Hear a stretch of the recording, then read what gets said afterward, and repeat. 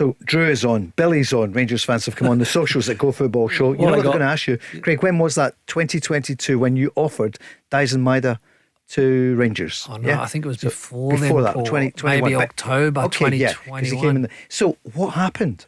Why did they say no? Well, I tried to get Ross Wilson on the bait. I'm like, listen, I know that the player has been linked or spoken about in regards to Celtic, Ross. Kevin's one of my best mates. He's given me an unbelievable rundown on this player. I think he'd be a great fit for the football club. He come back and said, look, obviously we know of the player. I'm sure Ange will know all about him as well. It probably wasn't the answer that I was wanting, Paul. I was wanting, okay, well, how do we do something and make that possible?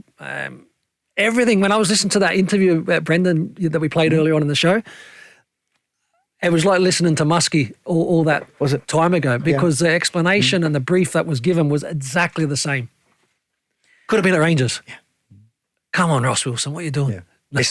Especially at a time when Rangers need that player model. Nah, I mean, at the end of the day, 1.4 million. Yeah. So sometimes as an agent or as a pundit or we think we've got all the best ideas in the world that you maybe take to a football club. At the end of the day, I understand the process and I never take things personal. I did think he was a great option though. Yeah, of course.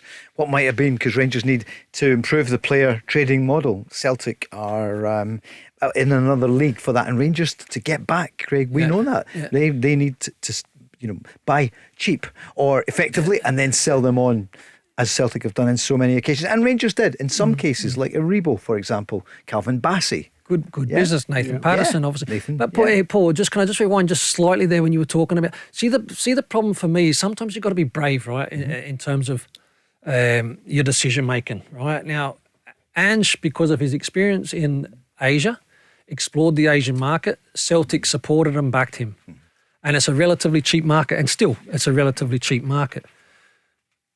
Rangers didn't want to explore that because of if Celtic are doing it, we don't want to be seen to be doing the same. And I think that's absolute bonkers. I really do. Yeah. I really do. What does that matter? Just go and get good players, good value. I've said loads of times, Paul, that in terms of Asia is not really known from this part of the world. But there's some unbelievable talent. There really is. The Rangers still, to this day, are just probably not set up to explore that.